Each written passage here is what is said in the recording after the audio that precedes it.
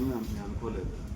కానీ ఒకనొక సమయంలో 2003, 4, 5 ఆ మూమెంట్లో నల్గొండ జిల్లాలో నా బ్యాప్టిస్ట్ చర్చి నల్గొండ తర్వాత మనదే అన్నమాట. పైలాన్ బ్యాప్టిస్ట్ చర్చ్ అంటే చాలా పెద్ద పేరు, చాలామంది కూడా అసలు హైదరాబాద్లో బ్యాప్టిస్ట్ చర్చిలో అంతట్లకి కూడా మన బ్యాప్టిస్ట్ చర్చ్ మాత్రం చాలా హై లెవెల్ ఉండేది. ఆరాధన కానీ, మీటింగ్లు కానీ, ఏ వాక్యమైనా కానీ అసలు ప్రతి వారం కూడా ఎలా వచ్చేవారు అంటే పరుగు వచ్చేటోళ్ళు. ఎవరు కూడా ప్రతి ఒక్కళ్ళు కూడా ప్రార్థన కానీ, వాక్యం కానీ అసలు ఎంత జరిగేదంటే ఈ చుట్టుపక్కల ప్రాంతాల్లో కూడా మనలా ఎవరికి కూడా జరిగేది కాదు. ఈవెన్ నల్గొండ బ్యాప్టిస్ట్ చర్చ్ కూడా జరిగేది కాదు. అంతలా మనకు పేరుండేది. అందుకే నేను ఒకసారి నా సామెల్ పాస్ కొడుకుంటే డేవిడ్ గొల్లపల్లి గారు కెమల్ గారిని మీరు ఇక్కడ మీరు వద్దండి, మీరు రండి అని కూడా చెప్పారన్నమాట.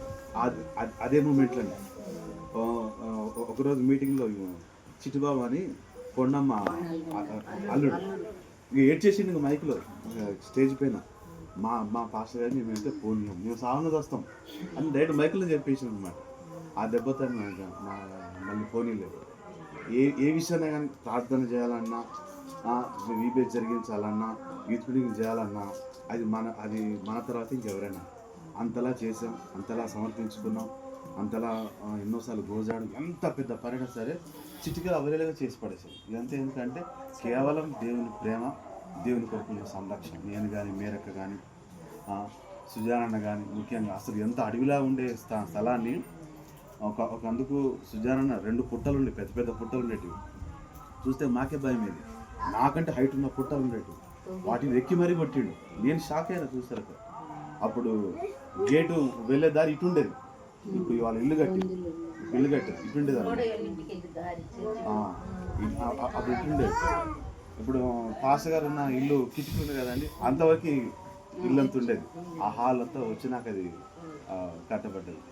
దాదాపు ఆ మూమెంట్లో నాకు 8th క్లాస్ అనుకుంటా, 8th క్లాస్ నుంచి శ్రమదానం వల్ల నేను అక్కడే వెళ్ళిపోవడం, మంచి వాతావరణం నచ్చడం, అక్కడే పనిచేయడం. ఇంతకుముందు పాత రోడ్డు ఉండేది, కింది రోడ్డు పై రోడ్డు అని.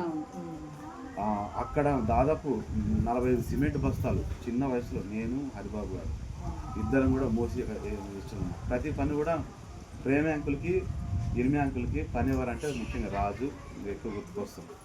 నేను హరిబాబుకి అప్పుడున్నట్టు అన్నాను పని చేసి బస్తాలు మోసేది. తర్వాత నేను సుజానన్న ఒకనొక మేమిద్దరం ఉంటే చాలు, ఇంకెవరు వస్తారు అన్నట్టుగా ఉండేదన్నమాట. ఏ పనైనా కానీ ఎన్నోసార్లు పాములు చెడు మా పక్కన కూడా వండుకునేటివి, వేటాడు చంపేది. చూస్తుంటే అన్ని భలే సంతోషం వేసేది ఆ వాతావరణం లేదు. కానీ ఒకనొక సమయంలో మాకు ఆత్మీయ ఆహారం సరిపోక మేము వేరే కాడికి వెళ్తే సెటిల్ అయిపోయినాం. అన్ని విషయాల్లో కూడా సరిగ్గా ఆలోచన చేస్తే, బైబిల్ కూడా ప్రకారం ఆలోచన చేస్తే, మోషే కాలంలో ఉన్నప్పుడు ఇశ్రాయేల్ ప్రజలు వేరుగా ఉండేది, యెహోషువ ఉన్నప్పుడు కూడా అది వేరుగా ఉండేది.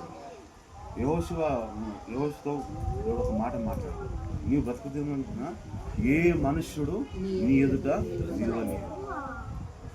ఈ మాట, ఈ వాగ్దానం మోషేకి ఇవ్వలేదు. మళ్ళీ మోషే ద్వారా ఆరంభించిండు, అంటే వారు ప్రయాణం ఇశ్రాయేలు జనంగా ప్రయాణం ఆరంభించిండు.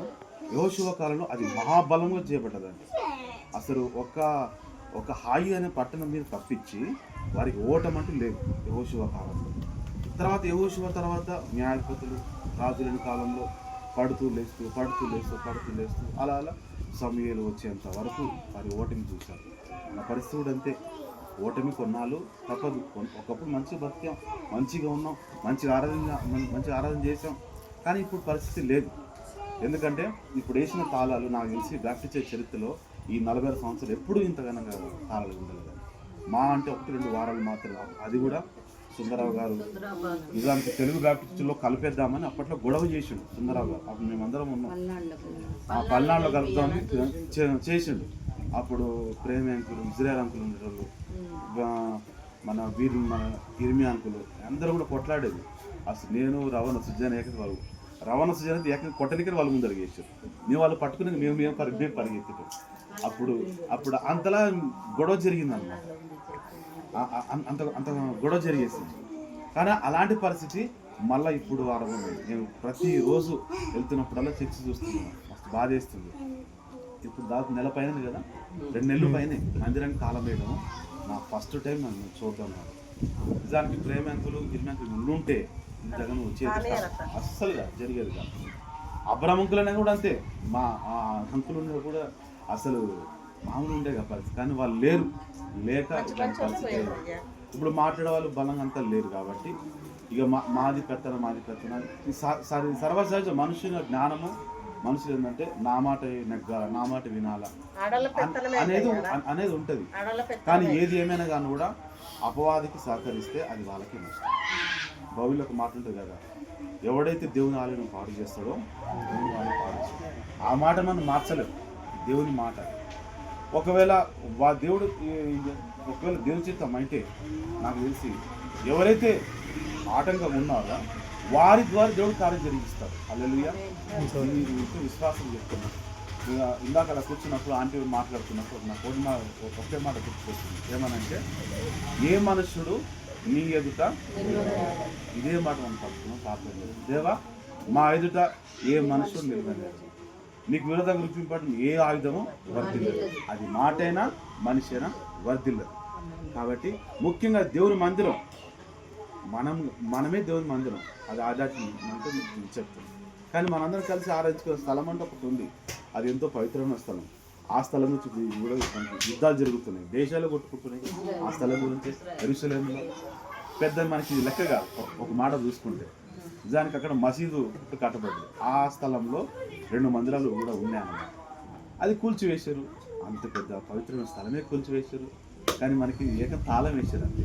కానీ అది యేసుక్రీస్తు నామములో త్వరగా తెరవబడును గాక. ఏక మనసు ఏకాత్మ ప్రతి ఒక్కరు వచ్చును గాక. పాస్టర్ గారు